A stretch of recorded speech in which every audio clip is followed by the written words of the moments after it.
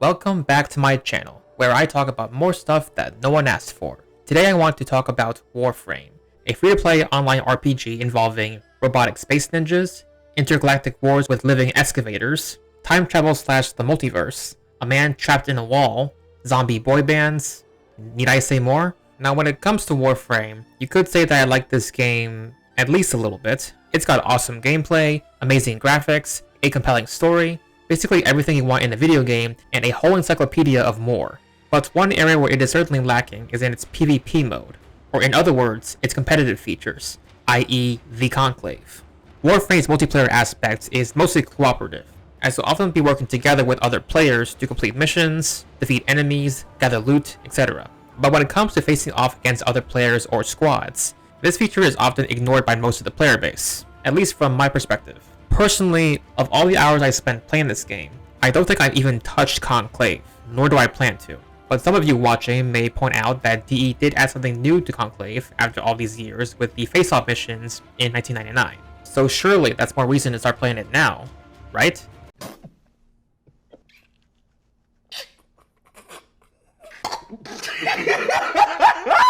But this whole thing did get me wondering, then continued to completely envelop my mind, along with another just as interesting idea. What if Warframe was placed in a more competitive setting? From there, I thought of platform fighters like multiverses, then 2D fighting games like Mortal Kombat, until finally arriving at the topic of today's video, hero shooters. In this genre of gaming, two teams of heroes with various abilities and weaponry battle and compete against each other to complete objectives before the other team does. These games love to encourage teamwork by allowing players to coordinate their heroes' abilities to defeat their enemies and complete their mission, which in comparison isn't far too different from Warframe. So the question arises, what if Warframe was more like the hero shooters of today? Well, that's what we're discussing in this video, so strap in as we see how deep this rabbit hole goes. When I say the term hero shooter, the first thing you'll probably think of is the Overwatch franchise, which is essentially the poster child of hero shooters. And just like Warframe, Overwatch contains spectacular gameplay, illustrious design,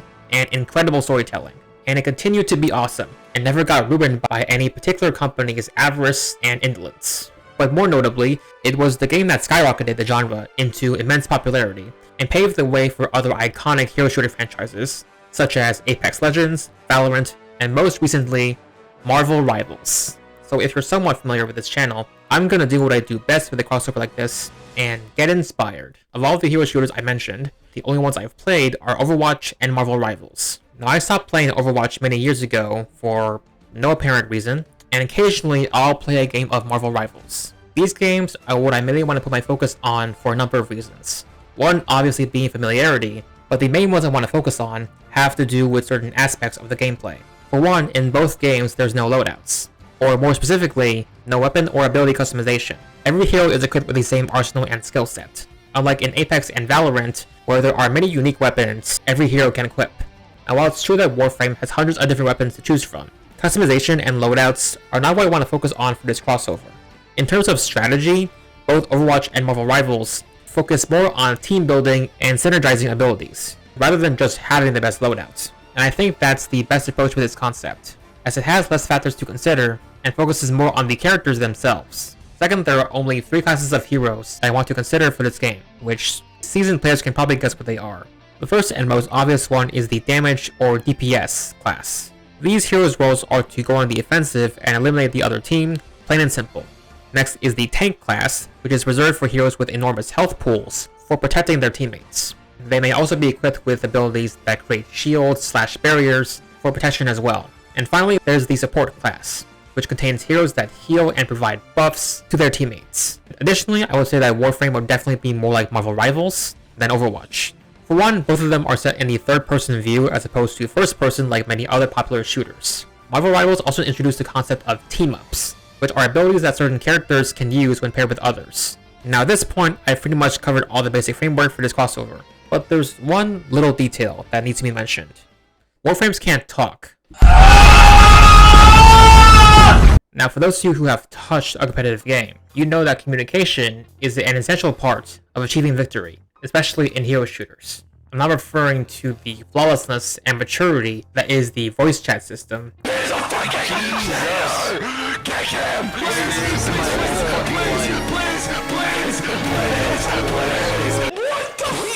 but rather the in-game voice lines. Pretty much every hero shooter has all the characters speaking in-game, both for narrative and gameplay purposes. To be more specific, every hero possesses voice lines that deliver a call to action, such as go to this point, target this enemy, and everyone's favorite, I need healing. I could use some healing. I need Healing! healing. Need healing! Medic! and in addition, every hero has dialogue they can say which accentuates the lore of the games, such as the interactions between heroes in the spawn room, or the unique lines they can say when they kill a certain character. So when we go back to Warframe, at first glance you can safely assume that the Warframes themselves aren't very talkative. While technically, some of them can release vocal sounds like screams or roars, none of them are able to produce any sort of coherent language. Now, I've thought about this concept for a while now, and when I first encountered this issue, I was never satisfied with any of the solutions I came up with. There was only one explanation that made the most sense to me at the time, and even then, I wasn't happy with it. But it was the only one that I thought was sufficient enough to fix the problem. Just a heads up, spoilers for pretty much the entire game. Now, Warframes are revealed to be piloted by the Tenno, or basically children imbued with space powers. These children are able to transfer their mind into these Warframes, thereby being able to use them as an apparatus to dispatch threats across the galaxy. And since the Tenno can speak actual words, the voice lines we hear in the hero shooter could potentially be spoken by them. In Warframe, there are 4 different voices for the Tenno, 2 male and 2 female. Obviously, it wouldn't be very practical if the same 4 voice actors did all the lines for every single Warframe, especially if they had to record lines for every single ability and ultimate. A more reasonable approach is to just have one Tenno each voice a Warframe. But I was still unsatisfied with this idea because I thought the dialogue would feel very disconnected since it would focus more on the Tenno rather than the Warframes themselves. But it was the only solution I had. That is, of course, until the release of 1999. This update introduced the concept of proto-frames, humans who have been transformed with the same qualities of specific Warframes. And as you can guess, all of these guys have their own unique voices. So this pretty much fixed the problem I had instantly. As of writing this script, currently there are 10 proto-frames in existence. And unfortunately, I highly doubt DE is going to make one for every single Warframe. Fortunately, Warframe has a very dedicated, engaging, and creative fanbase. And in that fanbase are many artists that made outstanding works, especially ones regarding proto-frames. So for future Warframes, I'll be referencing this sort of art from many artists, which I will link in the description below. Now to the main reason why most of you are probably here, we will now begin to cover every individual Warframe's entire arsenal and abilities in this crossover. Now I'm not going to be doing a video for every single Warframe this time, because there's a lot less to talk about gameplay wise, and I'm certainly not covering all of them in this video, just a handful. Also, it's not just Warframes that are going to be playable characters in this game. Well, that will have to wait until future videos. To start, each hero must be assigned to one of the roles I outlined before. As someone who's essentially collected every Warframe in the game, I predict that at least 80% of these guys will be DPS. Second, most heroes' health will probably be set between 200 to 300 health, with the exception of the tanks, whose health will be set between 500 to 600. There are also alternate substitutes for health, such as shields, which replenish themselves over time. All Warframes have shields, although the ratio of health to shield is different for each one. Every hero in this game will have a standard means of attacking. In other words, a set weapon, or some other means of dealing damage. Along with that, they'll have at least 2 to 3 abilities they can execute, along with a passive, which will be based on their abilities in the original game. Obviously, energy will not be a thing here. Abilities will simply have cooldowns before they can be used again. And of course, every hero has an ultimate ability they can unleash once it's fully charged. I believe that's everything, so enough of the rambling, and let's get right to it. First up, we have the starters, or more specifically, the Warframes to choose from once you start playing the game. The one I chose was Excalibur, a Warframe proficient with the art of the blade. He's probably the most popular choice of the 3, since he's very easy to learn and beginner friendly. His proto-frame counterpart, Arthur Nightingale, is the leader of the Hex, which is the syndicate comprising all the proto-frames. He is most definitely going to be DPS, and while we're at it, so will the other 2 starter Warframes. To start, he is equipped with the AX-52 rifle as his primary means of attack. This is the weapon Arthur was using in the reveal trailer for 1999. I'm split on if he should be equipped with a secondary, because I'm not sure if it's needed in this case. I should mention that every gun in this game will have infinite ammo, and most will have reload times. If he were to have a secondary, I would say it's probably the Vesper 77 pistol, another weapon introduced in 1999. For simplicity, let's assume that every hero has only one set weapon. In addition, every hero has a standard melee attack that for everyone does the same amount of damage, except in Excalibur's case. Which brings me to his passive, where he attacks faster and deals more damage with his melee. Now to his main abilities, starting with his first and most basic one, Slash Dash. When activated, Excalibur dashes forward with his blade, slashing through enemies. This is very similar to Genji's Swift Strike or Psylocke's Psyblade Dash, where they both slice through enemies in a single quick dash. Its features, however, are quite different. One, in Warframe, Excalibur has the ability to lock onto enemies before dashing if they're within its crosshairs, i.e. the reticle on screen. If any enemies are within a certain range of his target after dashing, Excalibur will automatically hone in and dash towards them. These attributes are taken directly from the original game. One thing I forgot to add, some abilities can possess charges, which allow the hero to execute that ability at least twice in succession. The Psyblade Dash from Marvel Rivals is an example of that type of ability I mentioned. So Slash Dash could also be part of that camp, as well as future abilities we've yet to cover. Next up is Radial Blind, which is basically a flashbang. Excalibur releases a burst of light around itself, blinding nearby players. It does not stun players like in the original, otherwise this move would be very broken. Like I said before, it acts more so as a flashbang, where it completely blinds foes in range of Excalibur in a flash of light, then leaves them disoriented with blurry vision. Next is Radial Javelin, where Excalibur fires javelins towards his enemies. A javelin is created for every enemy within his line of sight. Once summoned, each javelin will home in on their intended target. Finally, there's his ultimate, which is his Exalted Blade. Pretty much every Warframe's fourth ability is going to be their ultimate, since it's usually their most powerful one. For his ultimate, Excalibur unleashes Exalted Blade, a sword made of light. With it, he's able to easily cut down his opponents, not just up close, but also at a distance, as the sword also shoots out energy waves that deal the same amount of damage. And just to be clear, this ultimate and most likely future ones will have a cooldown, since energy isn't a thing here.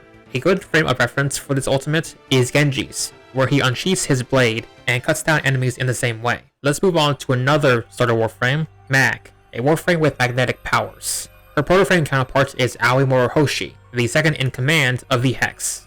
First off, I'm very torn on what her set weapon should be. In 1999, the protoframes introduced were equipped with a unique arsenal of weapons. In Aoi's case, she was equipped with the Burstin, a simple but unremarkable primary weapon. On the other hand, I'm heavily leaning towards the Boar shotgun for two reasons. One, its Prime counterpart, Prime is basically the upgraded version of Warframes and weapons, was introduced along with Mag Prime, and the second reason I will explain once we get to her first ability. First, I'm unclear if Mag should have a passive, since hers in Warframe is just that pickups like ammo and energy gravitate towards her. I'm not sure how to tweak it exactly, or what an alternate passive should be, but for now, let's say that she doesn't have one.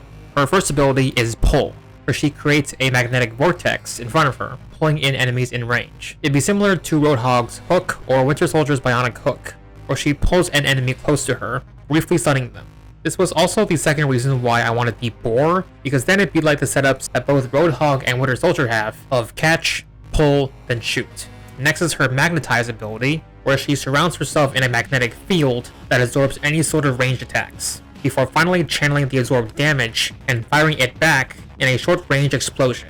Mag cannot fire her weapon or use her other abilities while in this state. Now in Warframe, this ability can be used in two different ways. It can either be the protective version I mentioned, or she can cast it on an enemy, essentially trapping them in place with a magnetic field. Any sort of ranged attack that goes through that field is instead redirected towards that target. Essentially, if the target fires any sort of ranged attack, that also gets redirected towards themselves, dealing even more damage to them. In Warframe, Mag's able to use both versions of the ability through how the ability key is pressed. If the key is just simply tapped, it targets enemies, and if the key is held, it protects Mag. These type of moves aren't present in any hero shooter as far as I know, so this could be a feature that's unique to the Warframe hero shooter, but on the other hand, this aspect does make abilities more complicated and perhaps overpowered in some cases. Regardless, I'm willing to consider both perspectives, but in my opinion, I think we should just stick with the protective version. The targeted option is a wee bit broken, especially regarding certain enemies that possess the move. Up next is her Polarize ability, where in Warframe, she releases a pulse that depletes enemy shields, while replenishing her allies. It also creates Polarized Shards, shrapnel that orbit Mag, and deal damage to any enemies nearby. Every enemy hit by the pulse drops a single polarized shard. Not only that, in Warframe there are mods that you can use to get certain upgrades to Warframes, weapons, etc. Which, by the way, mods will not be a thing in this game. And there's one category of mods called Augment mods, each of which focuses on a specific ability of a Warframe. In the case of Polarized, its augment is that the pulse also jams the enemy's weapons, rendering them unable to fire for a short time. Finally, her ultimate is her crush ability, where Mag suspends enemies around her in a large radius, and later crushes their bodies by magnetizing their bones, dealing massive damage. Continuing on, we have the last of the starter frames, the electrified Warframe Volt. If you haven't guessed by now, Volt's power is electricity. His proto-frame counterpart is Amir Beckett, the residential hacker of the Hex. His set weapon is the Amprex, a rifle that shoots a continuous beam of electricity that can chain to nearby enemies. It functions similarly to Winston's set weapon, the Tesla cannon. Now, I can't really go any further without explaining how elemental damage works in this game. Now, Warframe has many variations of elemental damage, with each variant being able to inflict their own unique status effects. To be more specific, there are 4 primary elemental damage types: heat, electricity, toxin, and cold. For simplicity, I'll only be including these damage types in the hero shooter to avoid overcomplication with the damage system. Since we're talking about Vault, we'll only be covering electricity in this video. I'll explain the other ones once we get to certain Warframes. In Warframe, electricity's status effect is that it can chain to nearby enemies, stunning and damaging them over time. The effect is quite different in the hero shooter. For one, the effect no longer stuns enemies, otherwise it would be pretty broken in the game. Instead, an enemy inflicted with electricity will not only take damage over time, but any other enemy in proximity of the affected target will also continuously take damage as long as they are near them. Let me make it clear that those enemies will not get inflicted with the same status effect. The amount of damage they take over time is relatively minimal. I would say at least 5 units of HP. Now we can finally get into the moveset. To start, his passive is that he can accumulate bonus electricity damage to his next weapon attack or ability cast, based on how much distance he travels on foot. The maximum percentage of damage that can be added is, I would say, around 10 to 15%.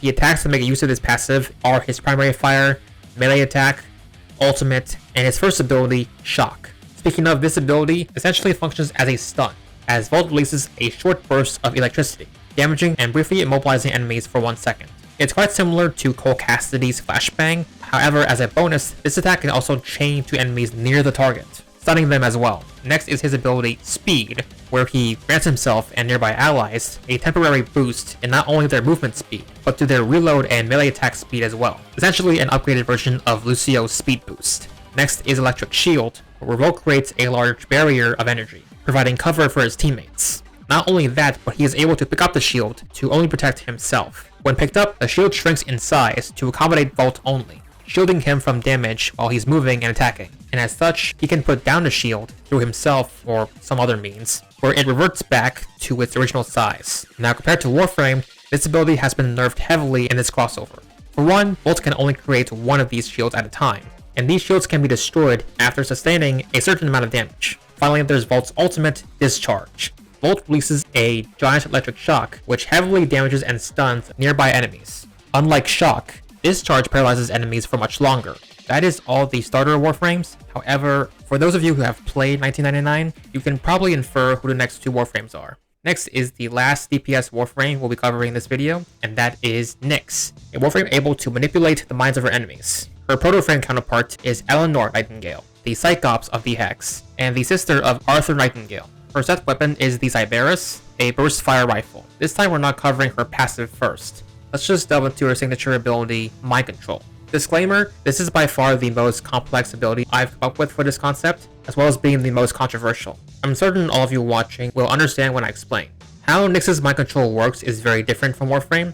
Rather, it's probably what you expect when you first hear the words mind control. Nyx is essentially able to take over an enemy player's mind, allowing her to play as the enemy selected hero and fight against the enemy team. Now, immediately you can see why this ability would be problematic when placed in a competitive setting. I assume most players wouldn't want their hero being controlled by someone else, especially when they're unable to do anything to stop it. I assume that's why the concept of mind control in general is largely ignored in these sorts of games. The only exception I can think of is Emma Frost's Psychic Spear, and even then it functions more so like a status effect, but I don't want to limit this ability to that level. I'm certain there's a way to make an ability like this somewhat balanced. For one, this ability would have an extremely long cooldown, probably around 2 to 3 minutes, and the cooldown doesn't reset upon death. Doctor Strange's portal possesses the same amount of time for its cooldown. Next, let's get into the specifics of the ability. While controlling an enemy, Nyx is able to attack using their set weapons and their abilities. However, they're unable to use their ultimate, mainly to prevent Nyx from wasting it. Now obviously the enemy team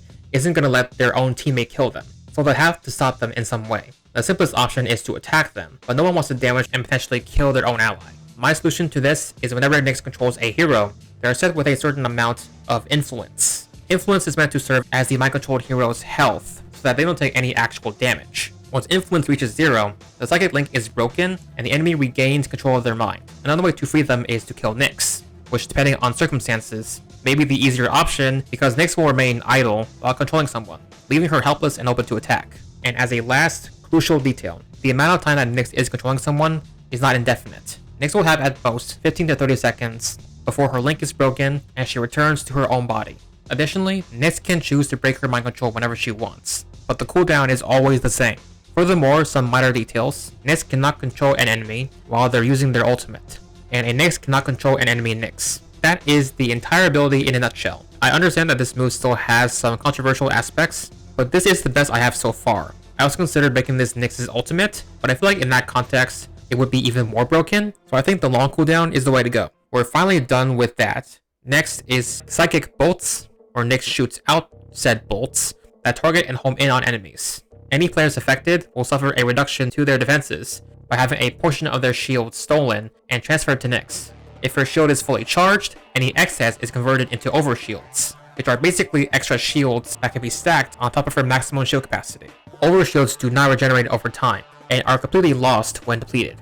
Her third ability is Chaos, where she lets out a psychic pulse that confuses enemies, causing them to turn on each other. In Warframe, how this worked was that this pulse inflicted the radiation status effect onto enemies, coercing them to attack their own. As you can guess, Chaos is much different in-game, not just because of the friendly fire, but also radiation is a secondary elemental damage type, so it was out of consideration to begin with. Instead, this version of Chaos focuses more on altering the enemy's perception rather than applying debuffs. Usually, players will emit some sort of aura around their model to indicate whether they're a teammate or foe, blue signifying ally and red signifying enemy. Enemies affected by Chaos will now no longer see those auras, therefore making it much harder for them to designate who is on their side. Let me reiterate that this does not mean afflicted enemies are now able to damage their own teammates. However, this is where Nyx's passive, Thrive in Chaos, comes into play. FYI, this is a very simplified version, but the gist of it is, enemies affected by Chaos take more damage from Nyx. Affected enemies will be surrounded with a green aura. I should also mention that enemy Nyxes are immune to Chaos. Now we finally arrived at Nyx's ultimate, Absorb. Once activated, Nyx assumes a meditative stance and remains stationary and invulnerable, absorbing all incoming damage. After some time, Nyx will proceed to release a giant wave of psychic energy, dealing all stored damage in a radio explosion. Now, normally we'd be done, but there's still one ability to talk about, and that's the potential team-up ability for Nyx and Excalibur. A team-up like this makes sense, not just because their respective protoframes, Eleanor and Arthur, are siblings, but also because Nyx's prototype design was pretty much identical to Excalibur's. Although unlike the previous abilities we've covered, I didn't have anything concrete to settle on, so instead I'll be listing all the concepts I came up with for this ability. These abilities will mainly revolve around Nyx, but both Nyx and Excalibur are able to use these abilities. First idea I thought of was the augmented version of Nyx's Absorb, where she could now move and use her weapons in the process, but the absorption radius is halved. As a team-up, this ability would also have half the absorption duration of Nyx's ultimate. Another idea is a lot more straightforward, where both Nyx and Excalibur are able to inflict the chaos effect of aura removal through their weapons and abilities for a brief duration. Now that we're done after that chronicle of a description, we can finally move on to our next Warframe, Trinity, who is basically the medic of the Warframes. As you can no doubt guess from that information, Trinity is bestowed with the honor of being the first support hero we cover in this series. Her protoframe counterpart is Leticia Letty Garcia, who is, believe it or not, the combat medic of the Hex. Her set weapon can either be the Latron, a semi-automatic rifle, or the Protocol 95, which is technically a skin, but it's based on a revolver, so her weapon could simply be the gun it's referencing. Now, support heroes usually have a normal means to deliver health to their allies, whether it's dispersed through their set weapon or classified as a separate ability. Neither is the case for Trinity, however, as she is instead surrounded with an aura that heals allies in range at a constant rate. This is meant to be her passive, although in execution, it now functions similarly to how Lucio heals his allies. She does have another way to heal her teammates, which, side note, I'm not sure if this method is completely unique to the hero shooter genre. I'm referring to her first ability, Well of Life, where Trinity imbues an enemy with life energy. Any allies that attack them will receive healing based on a percentage of the amount of damage they deal to the targeted enemy. Marked enemies don't receive any sort of debuffs, other than being a source of healing for their enemies. Trinity can also mark up to 3 enemies, that number may change, with Well of Life. Finally, there were other traits of the original move in Warframe I considered transferring over, but I'm concerned that it'll make the ability too broken. For instance, Well of Life in Warframe emits a healing aura, much like Trinity's Life Giver, on marked enemies. Additionally, if an ally takes fatal damage within the aura, the marked enemy dies in their stead, and the ally is revived and fully healed.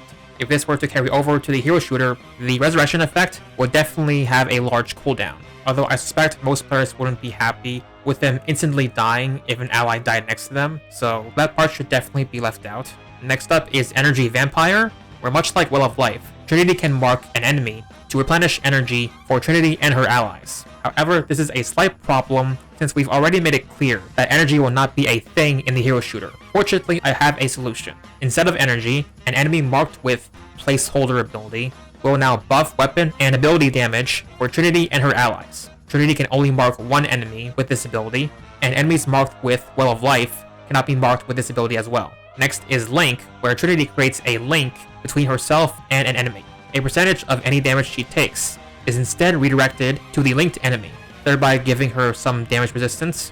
You could assume that Trinity could use Link on allies to protect them, but that will not be the case, because another Warframe that we will get to already has an ability that does the same thing. Finally, there's Trinity's ultimate, Blessing. Once charged, Trinity is able to massively replenish both health and shields for allies within her range, while also granting them a hefty amount of damage resistance for a brief duration.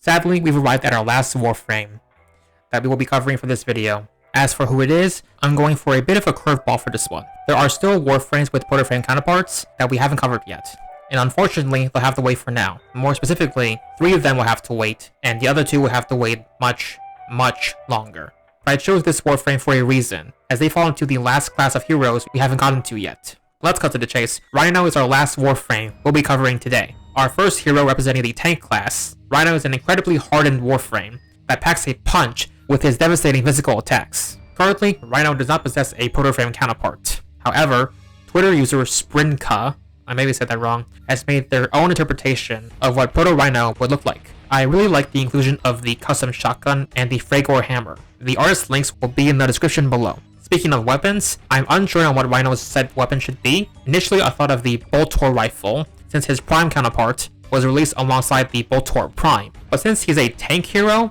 I thought maybe a shotgun or a much heavier weapon, like a minigun or grenade launcher, would be better. Let me know what you guys think in the comments. Next, his passive allows him to deliver a radial shockwave after falling a significantly long height. This impact damages and knocks back enemies in range. Rhino's first ability is Rhino Charge, where he quickly ramps through enemies in a single motion, similar to Reinhardt, or it could be more like Doomfist, where the motion is a lot quicker. Next is Rhino's Iron Skin, where Rhino hardens his skin, making himself more resistant to damage and immune to crowd control. Now, how this works specifically in Warframe is that when activated, Rhino becomes invulnerable for a few seconds, during which any incoming damage is converted into a new, more resilient type of health called Overguard.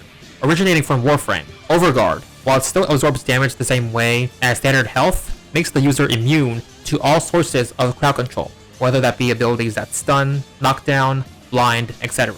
Pretty much any ability that inhibits the player is useless against someone with Overguard.